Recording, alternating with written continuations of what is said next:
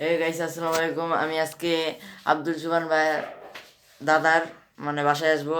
তো দাদার বাসায় একটা সুন্দর পাখি আছে, চলুন যাই আস্তে আস্তে। এই যে সে দাদা। আসসালামু আলাইকুম দাদা। ওয়ালাইকুম সালাম। ভালো আছেন আপনি? ভালো। আপনার নাম কি জানি? আব্দুল সুবহান ভুঁইয়া। আপনার পাখির নাম? এঞ্জেল। আপনার পাখি কত বড় দেখি? ভালোই বড়।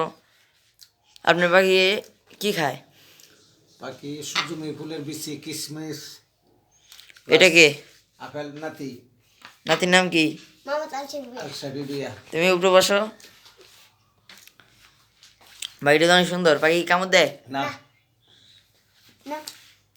এ পাখি আপনি কতদিন ধরে পালে? 3 মাস।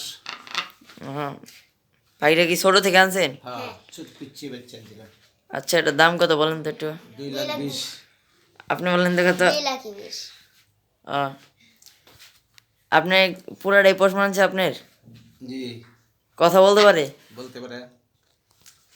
আল্লাহ আল্লাহ করতে পারে? বলতে পারে। উঠতে পারে পাখি? না, বেশি উঠতে পারে না। কবে থেকে উঠবে এটা? 3 মাস। 6 মাস হইলেই ওরা শিখে যাবে। হ্যাঁ।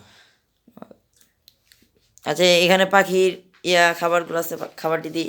এই যে প্রথমে সূর্যমুখীর বিচি,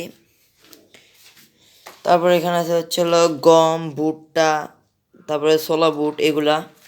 আর পাখির স্ট্যান্ডটা ছিল এই যে এটা, পরোটা